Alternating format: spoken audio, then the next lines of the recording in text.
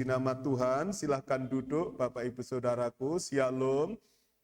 Kita bersyukur kalau kita ada di tempat ini, itu semata-mata oleh karena kasih Tuhan yang memulihkan hidup saya dan saudara. Kita memang minoritas di kota ini, di desa ini, saudara. Tidak banyak orang yang mau menerima kasih Tuhan itu. Padahal kasih Tuhan itu yang memulihkan hidup seseorang. Yang pertama adalah memulihkan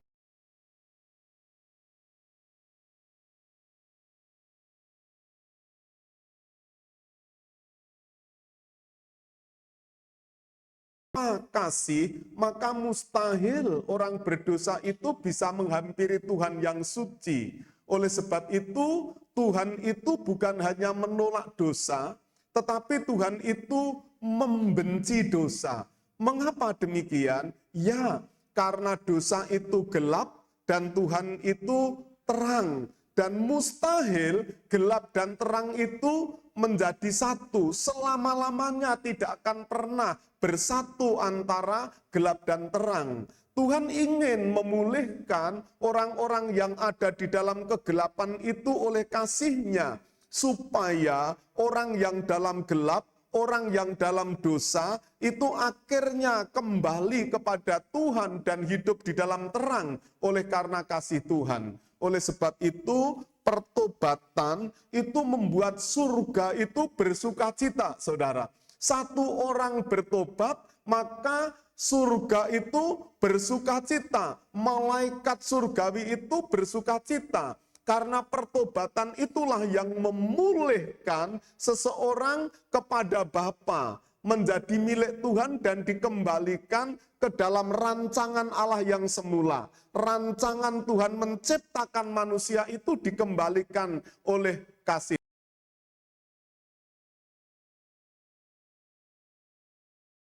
15 ayat 1 sampai dengan ayat yang ke-7.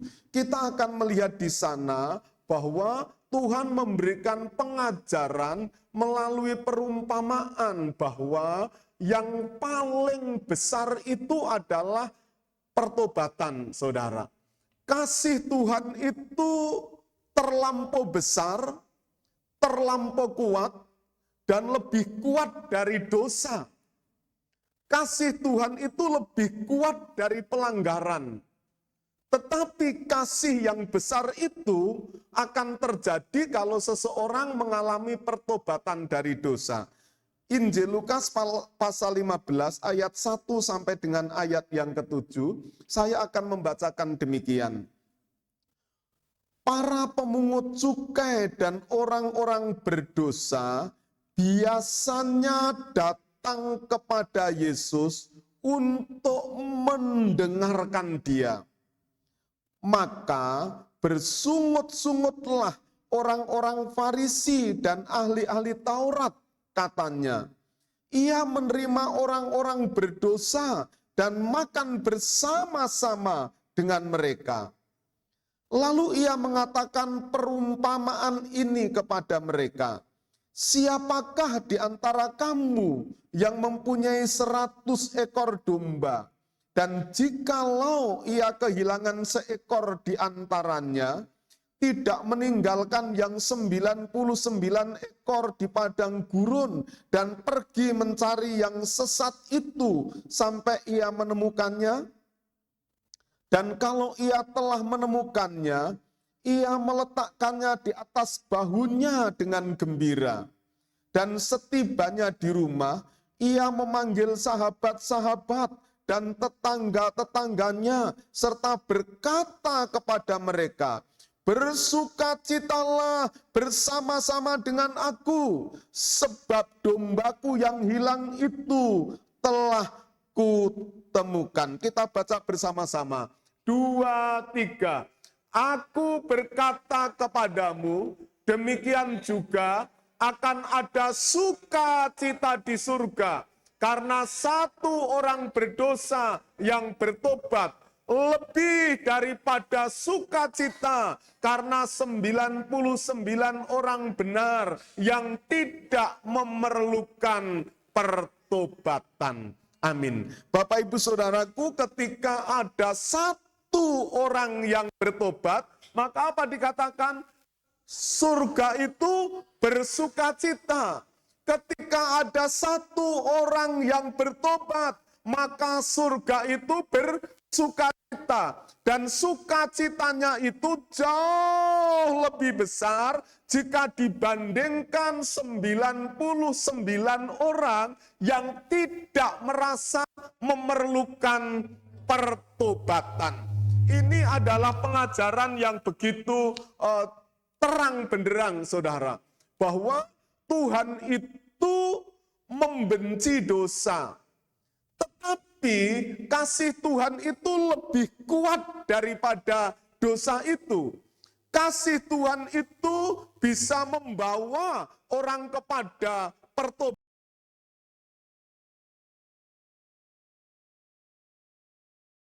yang besar bagi surga.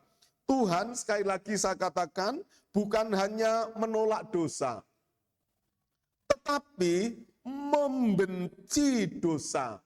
Karena dosa itu kegelapan dan Tuhan itu terang. Gelap dan terang tidak akan pernah bersatu. Tidak akan pernah, saudara. Sehingga syarat mutlak untuk seseorang ada di surga bersama dengan Bapa itu harus suci tanpa dosa. Amin. Apa saudara? Harus suci tanpa dosa. Bagaimana seseorang bisa suci tanpa dosa? Ya harus ada penyucian oleh karena kasih Yesus yang ia lakukan melalui penebusan di atas kayu salib. Dosa tidak bisa hanya diimbangi dengan perbuatan-perbuatan baik. Kemarin saya sampaikan demikian, saudara. Perbuatan baik itu tidak akan pernah menyelamatkan manusia. Perbuatan baik tidak akan pernah menyelamatkan manusia, tetapi manusia yang diselamatkan supaya bisa berbuat baik. Jadi ketika kita sudah diselamatkan, maka kita dimungkinkan untuk menjadi orang yang baik.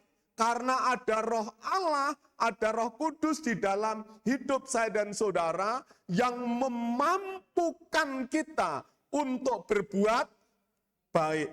Sekali lagi, perbuatan baik, amal ibadah saudara tidak akan pernah menyelamatkan saudara. Karena keselamatan mutlak harus suci dari dosa. Perbuatan baikmu tidak pernah menghilangkan dosa saudara. Dosa saudara hanya bisa dihilangkan oleh karena kasih dan pencurahan darah oleh pribadi yang tidak berdosa. Dan itu hanya Yesus yang melakukannya.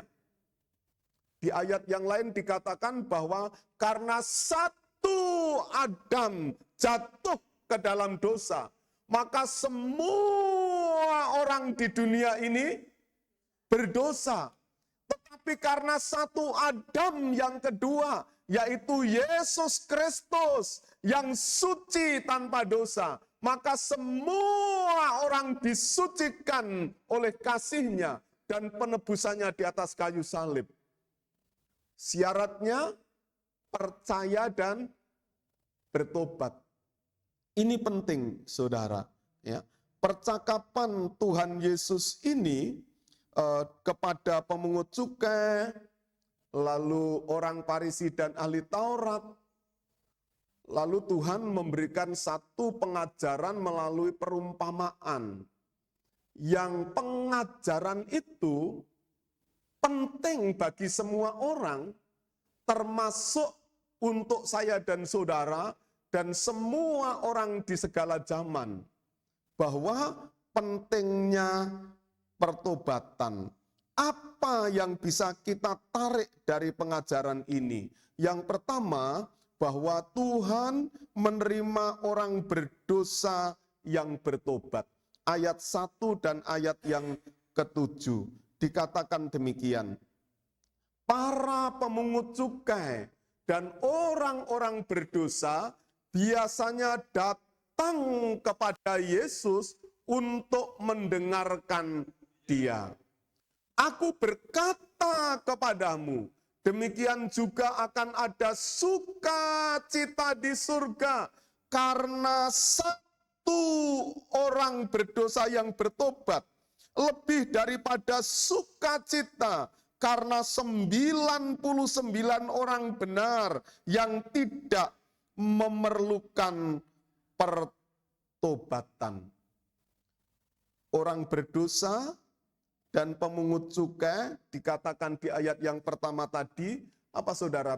Biasanya datang kepada Yesus untuk apa saudara? Mendengarkan.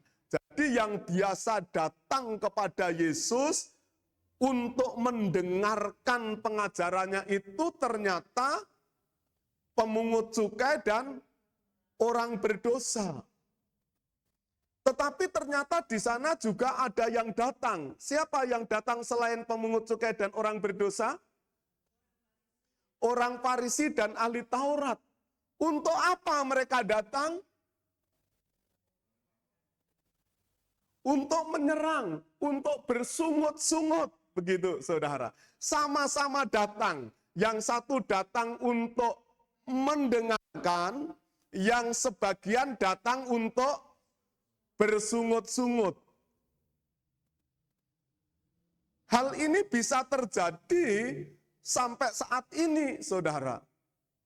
Ada yang datang ke gereja beribadah, benar-benar membuka hati pikirannya untuk mendengarkan pengajaran. Tetapi ada yang datang itu justru mengadakan persungutan. Tetapi yang pertama kita akan belajar di sini, bahwa para pemungut cukai dan orang berdosa itu biasanya datang untuk mendengarkan Tuhan Yesus, untuk belajar dari Tuhan Yesus. Ini sering saya sampaikan ketika kita datang ke gereja beribadah seperti ini, saudara. Kita sedang belajar. Ibadah yang sejati itu bukan ketika kita ada di dalam gereja, tetapi dalam kehidupan kita hari demi hari, menit demi menit. Itu ibadah kita yang sejati. Kesejatian ibadah itu adalah mengaplikasikan, menerapkan pengajaran yang didapat dari gereja dalam kehidupan sehari-hari. Itu adalah ibadah yang sejati, saudara. Sehingga akan bisa dibedakan. Orang-orang yang percaya dengan Tuhan dan orang-orang yang tidak percaya kepada Tuhan akan sangat bisa dibedakan. Daerah-daerah yang mayoritas orang Kristen dalam bahasa umumnya, dengan daerah-daerah yang mayoritas non-Kristen harus bisa dibedakan. Negara-negara yang mayoritas Kristen dan negara-negara yang mayoritas non-Kristen mestinya bisa melalui apa saudara? Perilaku umatnya, rakyatnya, seperti itu. Kalau orang Kristen ketika percaya Yesus, ketika orang itu percaya Yesus, lahir baru, semakin beriman kepada Tuhan, maka hidupnya itu semakin menyenangkan. Semakin mendatangkan damai kepada lingkungan. Tidak semakin beringas dan pemarah. Harus bisa dibedakan. Orang Kristen semakin takut akan Tuhan, hidupnya akan mendatangkan damai kepada lingkungannya. Amin. daerah-daerah yang mayoritas Kristen. Boleh ada demo misalnya, tetapi demonya itu sejuk. Semakin orang Kristen itu takut akan Tuhan, setia bergereja, setia beribadah, wajahnya itu penuh keteduhan dan mendatangkan damai bagi orang yang dijumpainya. Tidak kebalikannya.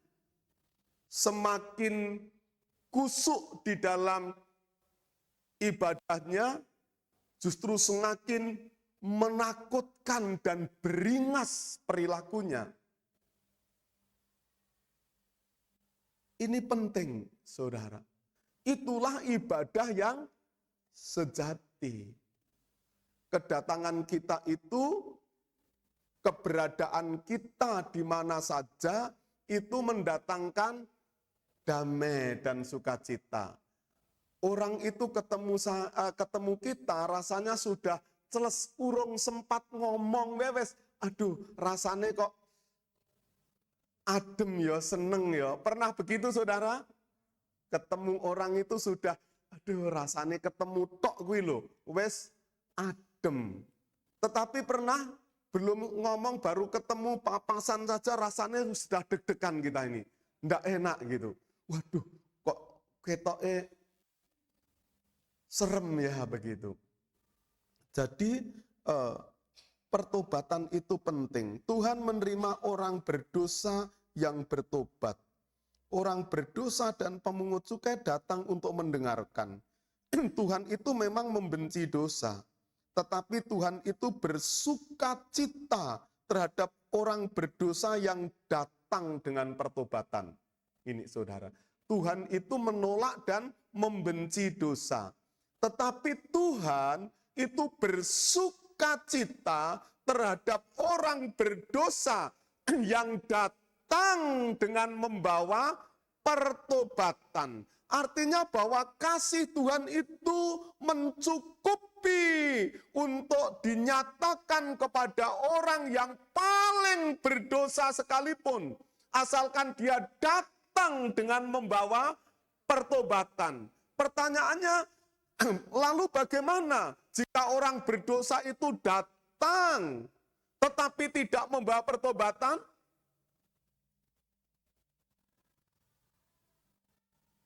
Tuhan tetap tidak bisa menerima. Mengapa? Karena terang dan gelap tidak bisa bersatu. Seperti orang Farisi dan pemungut dan ahli Taurat itu. Dia datang, tetapi tidak membawa pertobatan, tetapi justru akan memperkeruh keadaan dengan persungutan mereka. Sehingga di ayat yang lain, Tuhan menegur keras ahli-ahli Taurat dan orang Farisi yang waktu itu juga datang di hadapan Yesus. Celakalah engkau, ahli-ahli Taurat dan pemungut cukai. Engkau menutup pintu itu rapat-rapat untuk orang yang akan datang kepada Tuhan. Celakalah engkau, dikatakan oleh Tuhan Yesus. Jadi Tuhan itu membenci dosa, memang. Tetapi Tuhan itu bersukacita jika ada orang berdosa yang datang lalu membawa pertobatan. Jadi kuncinya adalah pertobatan. Bukan orang berdosa yang merasa benar dan tidak membutuhkan pertobatan. Yang Tuhan harapkan, yang membuat Tuhan bersukacita, bukan orang berdosa yang tidak membutuhkan pertobatan. Karena apa? Karena merasa benar. Ada enggak yang seperti ini? Iya, berdosa tetapi dia tidak membutuhkan pertobatan karena dia merasa tidak berdosa, merasa benar. Seperti itu, saudara. Bukan orang berdosa yang menutupi dosanya dengan menyerang dan menyalahkan orang lain. Seperti ahli Taurat tadi kan menyalahkan gitu. Menyalahkan pemungut cukai dan orang berdosa dan dia merasa paling benar. Di ayat yang lain dikatakan ada dua model ini berdoa. Pemungut cukai itu memukul-mukul saudara? Dadanya, dan dia tertunduk dan berkata kepada Tuhan, Tuhan ampunilah, aku tidak layak menghadap kamu, kata pemungut cukai.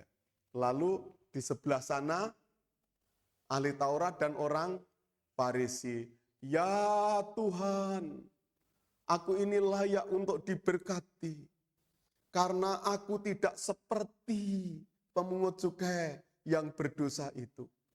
Aku setia dalam ibadah, setia dalam mengembalikan 1/10.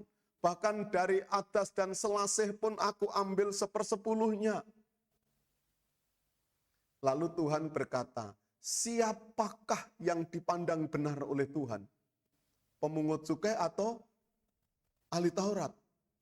Ternyata pemungut cukai yang membutuhkan pertobatan. Amin. Tetapi mereka yang tidak membutuhkan pertobatan karena merasa benar, merasa lebih baik dari yang lain, dipandang tidak benar di hadapan Tuhan. Ini penting, saudara. Di dalam Injil Lukas pasal yang ke-15 ayat yang ke-10,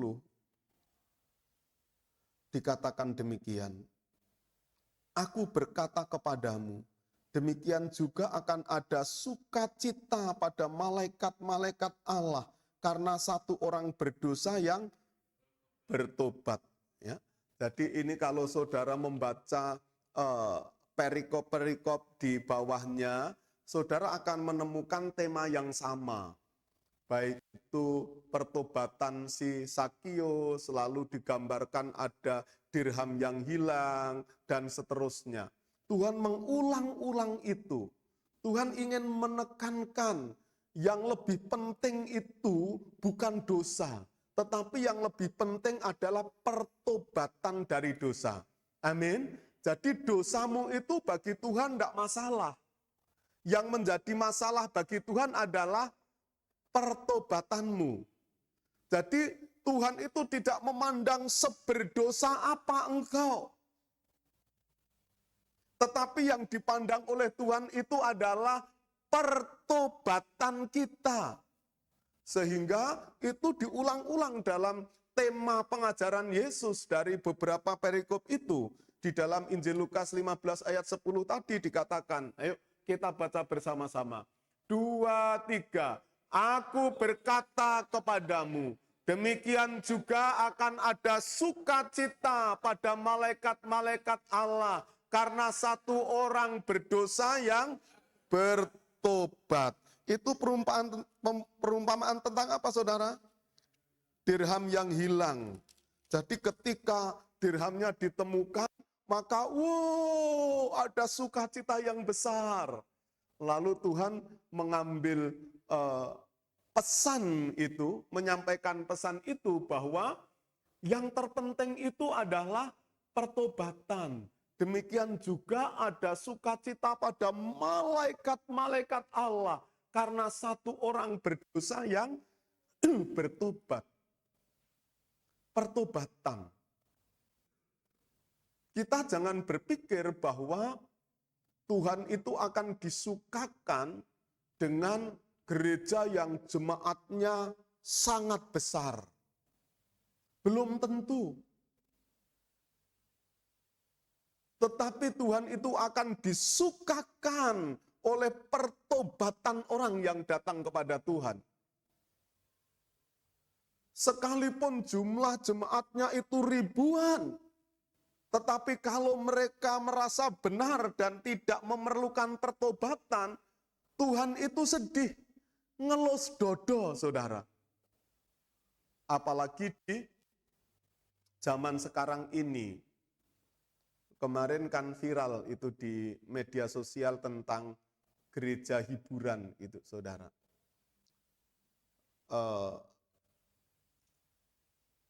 Bapak senior kami share di WA Group. Meskipun kami sudah melihat itu di YouTube sudah beberapa hari sebelumnya. Dalam video itu dikisahkan awal perpecahan gereja yang diawali dengan Martin Luther yang memakukan dalilnya di gereja waktu itu, yang menolak bahwa seseorang bisa diselamatkan dengan membayar sekian uang ke gereja. Gereja mengeluarkan surat penghapus dosa karena membutuhkan dana untuk membangun, saudara. Salah satunya. Lalu Martin Luther itu menolak itu. Tetapi Martin Luther dimusuhi dan dihalalkan darahnya. Karena gereja waktu itu punya pasukan, saudara. Martin Luther lari menyelamatkan diri. Dan berdirilah namanya gereja Protestan. Dulu hanya gereja Katolik. Lalu ada gereja Protestan. Karena mungkin si Martin Luther yang protes itu, saudara ya. Lalu dari Protestan itu lahir banyak gereja yang sampai ke Indonesia. Salah satunya disinggung tentang gereja misalkan GBI. GBI menjamur di mana-mana. Dan dari itu lahir, pecah banyak gereja. Dan belakangan juga ada GMS, Gereja Mawar Saron. Mereka membelah bukan karena perbedaan doktrin seperti si Martin Luther yang berbeda doktrin, berbeda pengajaran. Tetapi mereka membelah karena faktor lain. Malu kalau saya sebutkan di sini gitu, saudara. Akhirnya, dikatakan bahwa gereja karismatik itu seperti waralaba. Tahu waralaba, saudara? Apa itu? Ya, seperti tempat usaha, buka usaha, seperti Indomaret, Alfamaret, lalu Princess di mana-mana, bla bla bla bla bla bla bla bla gitu, saudara. Dan mereka berebut anggota dengan apa yang ditawarkan mereka masing-masing. Dan saat ini yang paling paling menyenangkan merebut pangsa pasarnya adalah mendesain gereja itu menjadi gereja hiburan. Bagaimana podium di set sedemikian rupa, alat musiknya yang sangat mewah, penyanyi-penyanyinya yang bagus-bagus, dan bisa jadi pakaiannya, kainnya kurang, gitu saudara ya. Lalu ada lampu, di mana-mana kerlap-kerlip dengan suara bass yang bisa melebihi sound horeg, gitu saudara ya. Tem begitu. Lalu di sini dibuat gelap semuanya supaya hanya terfokus kepada pembicara dan penyanyinya. Kalau saudara melihat gereja, banyak gereja itu sekarang di podium ini warnanya hitam. Itu memang cara, saudara, supaya tampil di depan ini menjadi aktor yang menarik perhatian. Kalau semua gelap lalu muncul terang satu, maka itu secara psikologis orang akan mengikuti yang tampak itu, saudara. Dan seterusnya, dan seterusnya. Kembali, saudara. Yang dibutuhkan bukan hanya itu, tetapi pertobatan. Mimbar gereja sebagian di dalam video itu disampaikan bukan lagi sebagai mimbar untuk memberitakan firman Tuhan, supaya pendengar itu melakukan pertobatan setiap saat, sehingga hidupnya semakin suci di hadapan Tuhan. Karena pertobatan itu harus dilakukan terus-menerus, saudara, secara progresif. Tidak cukup kita bertobat itu 30 tahun yang lalu. Sejak jadi orang Kristen, aku sudah bertobat 30 tahun yang lalu. Tetapi sejak kita menjadi Kristen itu kan kita masih sering jatuh dalam dosa, saudara. Betul enggak? Itu dibutuhkan pertobatan enggak? Dibutuhkan. Tetapi mimbar gereja menjadi mimbar motivasi yang menyenangkan sekali. Sehingga pertobatan itu sudah tidak menjadi berita utama di mimbar gereja. Karya penebusan melalui pertobatan itu tidak menjadi berita utama kembali. Tetapi firman Tuhan ini mengingatkan kita bahwa surga dan malaikat-malaikat Allah itu akan bersuka cita karena satu orang berdosa yang bertobat. Lalu juga dituliskan lagi di ayat yang ke-32. Kita akan membaca bersama-sama. 2, 3. Kita patut bersuka cita dan bergembira karena adikmu telah mati dan menjadi hidup kembali. Ia telah hilang dan didapat kembali. Ini tentang apa, saudara? Anak yang hilang, si bungsu itu. 2 bersaudara, yang tua ini rajin bekerja, membantu orang tuanya, bekerja dengan para pegawainya. Dia menjadi saudara? Menjadi manajer, bekerja keras. Tetapi adiknya ini sebelum papahnya dipanggil Tuhan masih sehat, kuat, sudah minta warisan. Ketika mendapat warisan, adiknya ini langsung pergi dengan membawa pundi-pundi uang, warisannya yang besar itu, lalu dia bersuka cita. Dia menghabiskan uangnya dengan para pelacur, dengan wanita-wanita penghibur, di dalam pesta pora dan kemabuan yang luar biasa.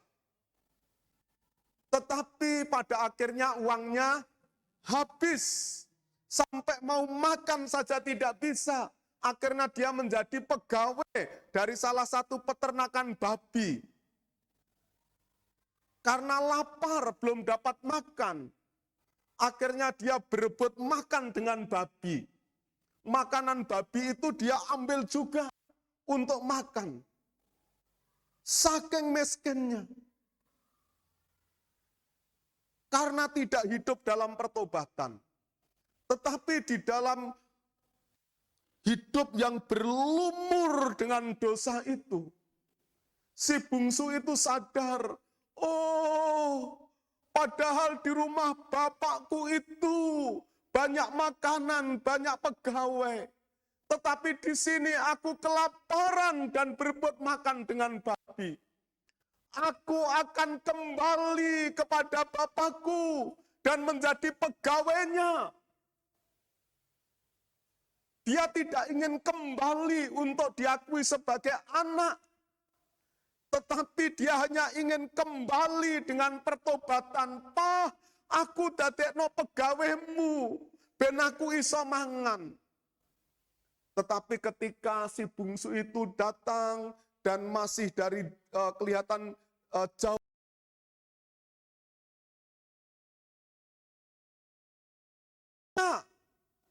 ketika anaknya itu masih ada di kejauhan, bapaknya itu berlari menyambut anaknya itu. Dia memeluk erat, anakku, engkau kembali. Itulah kasih Bapa, saudara. Anak sudah sedemikian jahat, sudah menghabiskan segalanya, dan hidup bergelimangan dengan dosa.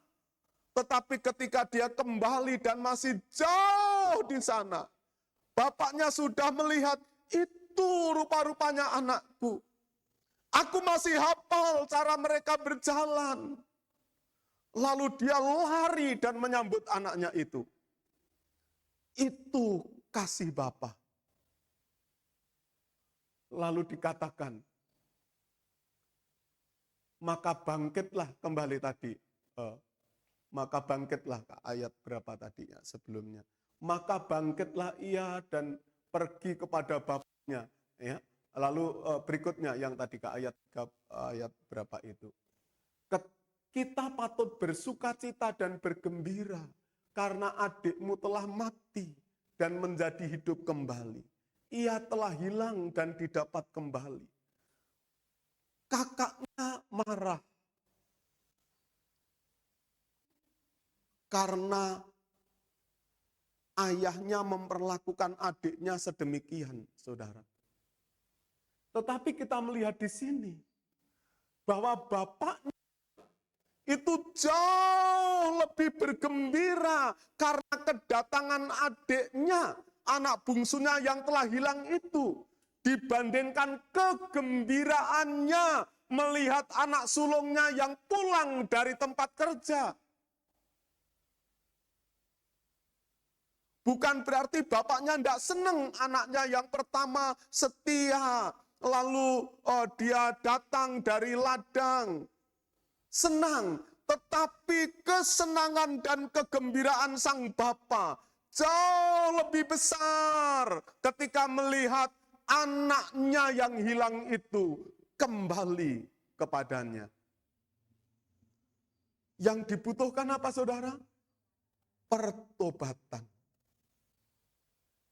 Ini penting. Lalu ini juga pesan bagi kita anak-anak, bahwa kasih orang tua itu sepanjang jalan, kata peribahasa. Tetapi kasih anak kepada orang tua itu sepanjang galah. Saya ingin sampaikan kepada anak-anak, bapak ibumu mau bekerja keras, itu memikirkan kamu. Banyak ibu itu yang bohong kepada anaknya, supaya anaknya bahagia. Saya masih ingat, bapak dulu ketika kita makan begitu, saudara. Bapak bilang gini, bapak itu tidak suka makanan ini. Lalu disuruh anak-anak yang makan. Pikir saya dulu memang betul bapak itu tidak suka makanan itu, daging begitu, bakso atau apa yang enak-enak itu. Saya pikir betul bapak itu ngomong benar, tidak suka makan itu. Sampai lama. Tetapi ketika kami sudah besar, saya sudah punya istri, bapak itu saya ajak makan, saudara, di rumah makan. Dan ternyata lahap, makan makanan enak itu bisa. Saya baru sadar bahwa orang tua itu ngalah untuk anaknya. Lebih baik aku tidak makan, yang penting anakku makan. Betul enggak kira-kira? Anak-anak dengarkan baik-baik itu. Jangan nanti Anda menyesal seperti saya. Saya baru sadar setelah saya ini besar. Ternyata bapak bukannya tidak mau makan enak. Tetapi selama ini dia pilih tidak makan supaya anaknya yang makan. Ibu juga sama. Jauh lebih lagi. Dan ketika engkau pergi, orang tuamu itu selalu menanti-nantikan engkau datang. Engkau pulang ke rumah. Ketika engkau harusnya waktunya sudah pulang malam itu, engkau belum pulang. Jangan berpikir orang tuamu bisa tidur nyenyak.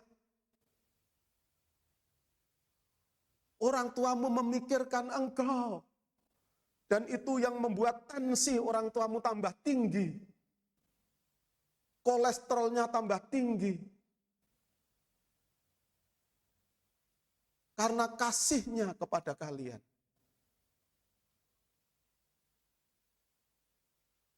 Dengarkan baik-baik.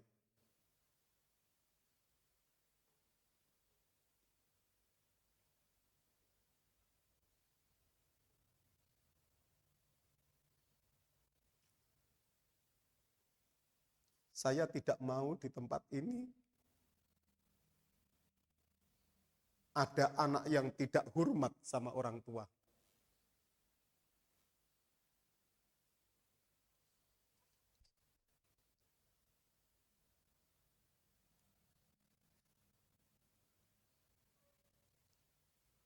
Anak-anak harus hormat kepada orang tua. Jika tidak, engkau tidak akan diberkati. Sekalipun mungkin menurut Anda, bapakmu, ibumu, papa mamahmu tidak terlalu baik. Tetapi engkau tidak pernah bisa menukarkan orang tuamu. Itulah orang tuamu yang membesarkan engkau. Engkau tidak bisa mengingkari dan menukarkan ganti papahmu, ganti mamahmu. Tidak bisa. Engkau tetap harus hormat dan berbakti.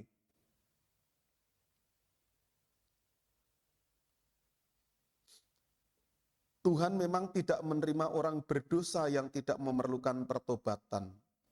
Tetapi Tuhan menerima dengan sukacita orang berdosa yang bertobat, menyadari dosanya, melakukan penyesalan, dan pertobatan.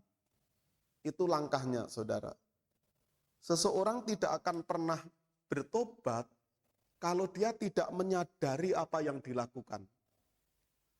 Sekalipun kita rajin ke gereja, tetapi kalau kita tidak menyadari apa yang kita lakukan, kita tidak akan pernah ada langkah berikutnya. Langkah yang pertama adalah menyadari, salah aku ini. Setelah itu ada penyesalan, aku menyesal mengapa aku melakukan ini. Aku menyesal mengapa aku sering membuat papa mamaku itu sedih. Karena aku pulang terlambat dan tidak pamit. Aku menyesal selama ini telah membuat tensi papa mamaku semakin tinggi. Aku menyesal. Dan aku akan berubah. Itu penting, saudara. Mungkin apa yang saya sampaikan ini tidak mengenakkan bagi anak-anak. Tetapi saya menyampaikan kebenaran. Karena saya mengasihi saudara. Pemungut cukai, dirham yang ditemukan kembali, si bungsu yang kembali kepada Bapa. Mereka semuanya menyadari, lalu mengadakan penyesalan dan pertobatan. Yang kedua, yang terakhir, Tuhan menolak orang berdosa yang tidak bertobat. Ayo kita baca ayat yang kedua dan ayat yang ketujuh. 2, 3. Maka bersungut-sungutlah orang-orang Farisi dan ahli-ahli Taurat, katanya. Ia menerima orang-orang berdosa dan makan bersama-sama dengan mereka. Aku berkata kepadamu, demikian juga akan ada sukacita di surga karena satu orang berdosa yang bertobat lebih daripada sukacita karena 99 orang benar yang tidak memerlukan pertobatan. Tuhan menolak orang berdosa yang tidak bertobat. Orang berdosa yang tidak bertobat pasti ditolak oleh Tuhan. Termasuk doanya. Sehingga di ayat yang lain mengatakan yang menjadi pemisah antara engkau dan Allahmu adalah dosa-dosamu. Bertobatlah. Begitu. Jadi Tuhan menolak. Si Farisi dan si pemungut cukai ini merasa benar di ayat yang kedua. Dan merasa tidak membutuhkan pertobatan. Di ayat yang ketujuh. Si Farisi dan si pemungut cukai. Dia merasa benar. Dan tidak merasa memerlukan pertobatan. Sehingga mereka bersungut-sungut dan membenci pemungut cukai yang datang pada Yesus. Bersungut-sungut dan membenci pemungut cukai dan orang berdosa karena merasa paling benar. Pernah saya katakan, mengapa mereka begitu? Ya, karena benci itu tidak butuh pengetahuan. Karena benci itu berjalan beriringan dengan kebodohan. Jadi orang kalau sudah benci, dikasih pengertian, tetap menolak. Betul enggak saudara? Wes kadung geteng kok. Dingai pengertian sing bener tetap menolak. Wong wes benci. Dadi enake ketok iki Gur, elek, jahat kabeh. Wong namanya dikasih fakta dan data pun menolak. Tidak butuh itu. Karena benci itu berjalan beriringan dengan kebodohan. Jadi orang-orang yang suka membenci sebenarnya orang-orang bodoh, begitu. Sombong, merasa tidak membutuhkan. Sehingga seorang filsuf berkata demikian, ketika kita berdiskusi atau berdebat dengan orang bodoh gitu. Orang bodoh itu disajikan seribu data dan fakta yang valid. Dia tidak akan pernah percaya. Tetapi orang pintar disajikan satu data dan fakta yang menyanggah pernyataannya. Dia akan berkata, ya, kamu yang benar. Makanya meyakinkan orang bodoh itu jauh lebih sulit daripada meyakinkan orang pintar. Orang pintar tuh dikasih data dan fakta satu, dia, oh iya, betul. Tetapi orang bodoh dikasih data dan fakta 1000 pun, dia tetap akan menolak.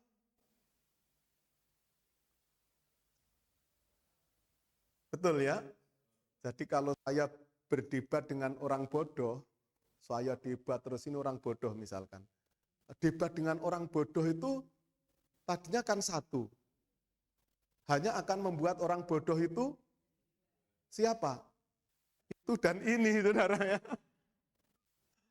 Makanya kalau simbah kita dulu itu, wong edan kok dilanggati, edan kabeh gitu ya. Ya, itu fakta gitu saudara ya. Sehingga tidak perlu berdebat dengan orang bodoh gitu. Ya, tidak perlu. Kembali ya, mereka sombong. Tuhan Yesus memberikan perumpamaan agar Farisi dan ahli Taurat itu mengerti dan berpengetahuan, tetapi tetap menolak karena terlanjur benci. Tadi saya katakan benci tidak butuh pengetahuan. Karena benci itu berjalan beriringan dengan kebodohan. Aku menjelaskan wong itu ya aduh. Ya lambe sak tumang kari sak merang. Tetap saja tidak bisa menerima kuandani demi mil, lambe sak tumangkari sak merang, ya tetap wae gedeng gitu darah ya, namanya gedeng gitu ya. Jadi tidak bisa.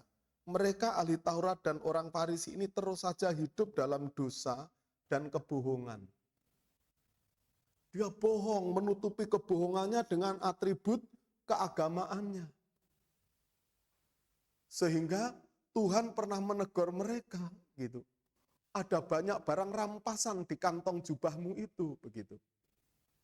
Menutupi keberdosaannya, menutupi kebohongannya dengan atribut-atribut keagamaan. Seakan-akan dia suci. Dan pemungut cukai itu yang berdosa. Kita juga tidak boleh bersembunyi di balik baju kita. Kristen gitu.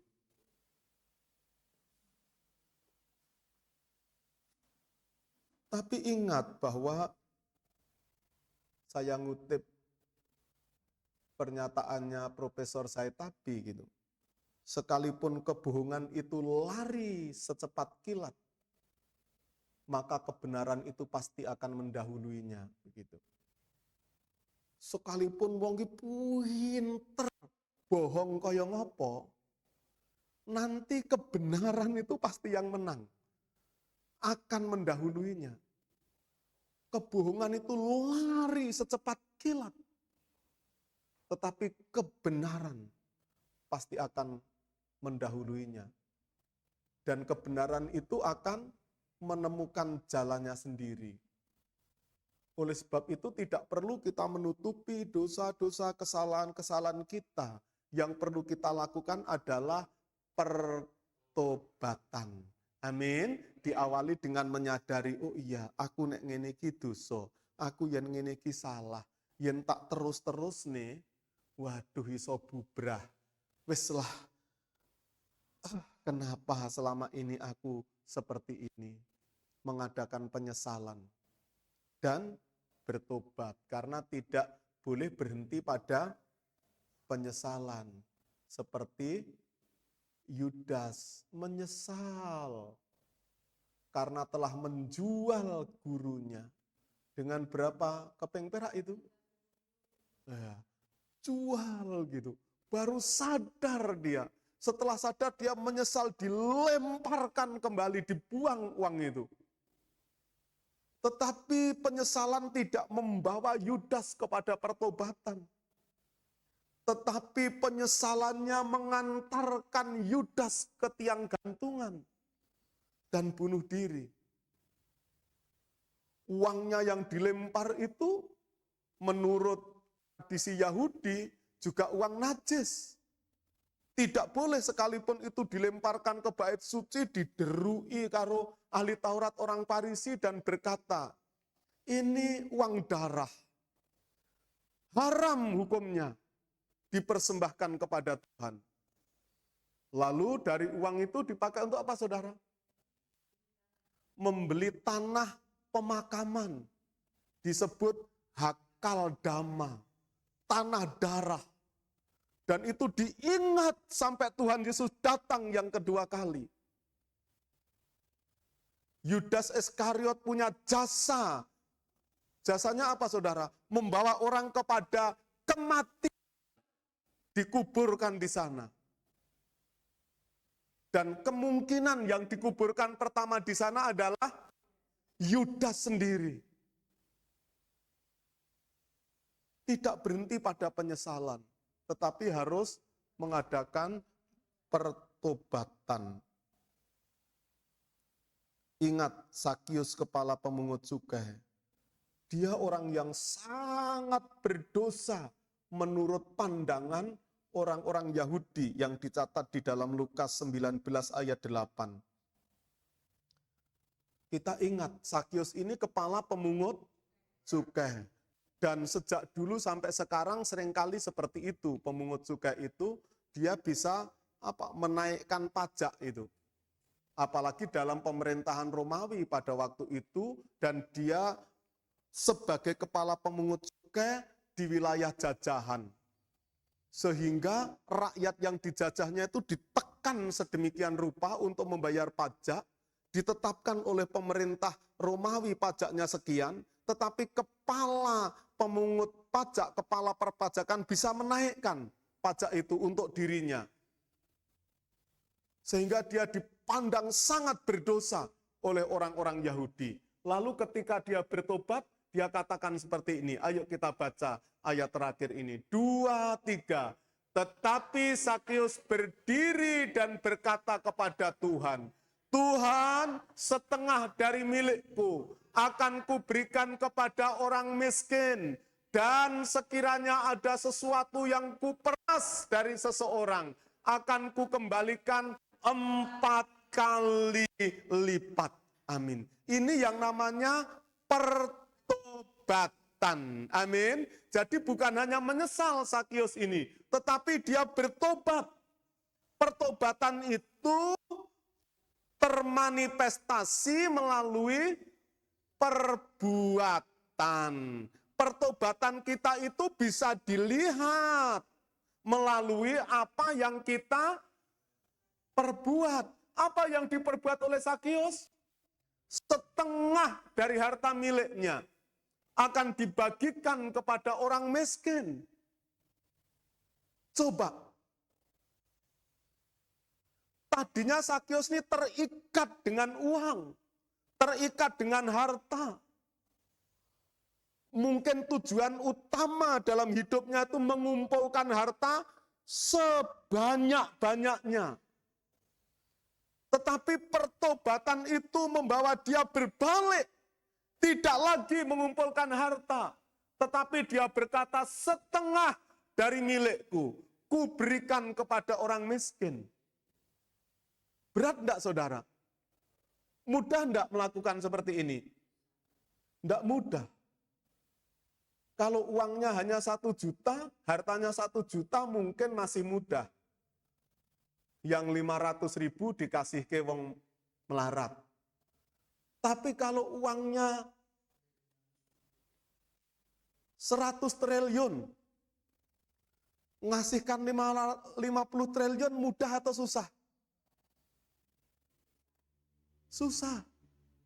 Tetapi dilakukan oleh Sakeus. Bukan hanya berhenti di situ.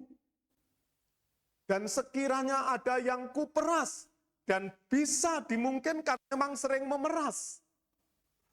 Sehingga dia sangat kaya. Dari seseorang akan kukembalikan berapa saudara? 4 kali lipat. Apa yang terbayang dalam pikiran saudara tentang harta Sakeus? Habis. Separuh wis dibagikan kepada orang, tinggal separuh. Sing separuh dinggo ganti 4 kali lipat.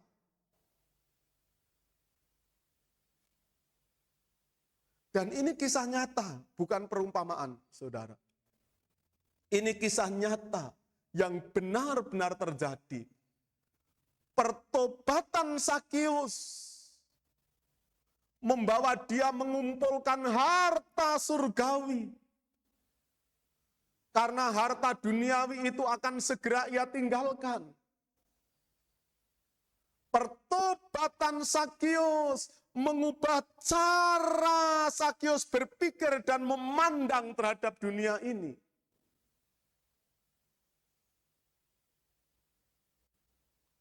Dan dia bahagia dengan apa yang dia lakukan. Ini yang membuat Tuhan itu bersukacita. Tuhan menerima dengan sukacita orang berdosa yang bertobat. Surga bersukacita karena pertobatan orang berdosa.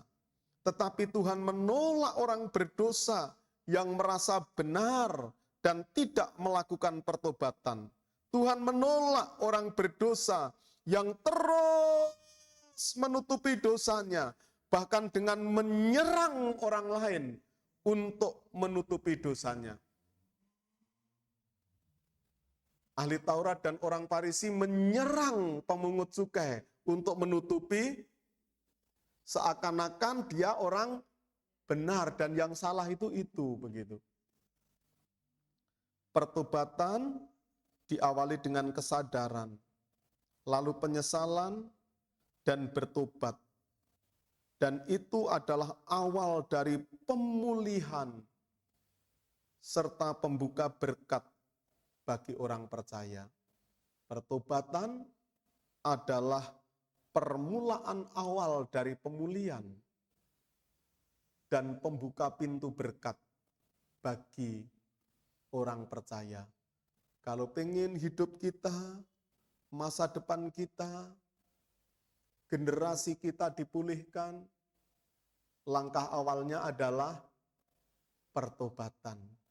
Kalau ingin Tuhan memberkati kita, langkah awalnya adalah pertobatan. Saya akan ulang beberapa waktu lalu yang saya sampaikan.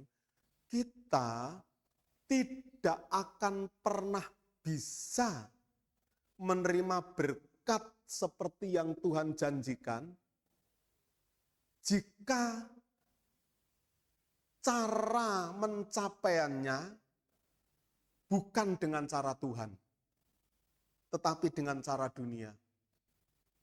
Tidak akan pernah. Kita tidak akan pernah menerima berkat yang Tuhan janjikan, misalnya dalam pekerjaan kita, jika cara bekerja kita tidak dengan cara Tuhan, tetapi dengan cara setan misalnya. Tidak mungkin Tuhan akan memberkati usaha pekerjaan saudara, sementara saudara bekerja tidak dengan cara Tuhan. Masuk akal enggak yang saya sampaikan, saudara? Tidak akan. Tuhan akan memberkati kita kalau cara kita seperti cara yang Tuhan mau. Kalau Tuhan katakan, aku akan memberkati engkau, lakukanlah ini. Lalu kita berkata, enggak Tuhan, aku pengen berkatnya, tetapi cara saya enggak seperti yang engkau perintahkan. Aku carane koyo kuwi baik. Kalau Tuhan memberkati, ini namanya Tuhan itu berstandar ganda, saudara. Enggak bisa. Tuhan itu berdaulat. Ayo, kita hidup dalam pertobatan. Tuhan Yesus memberkati.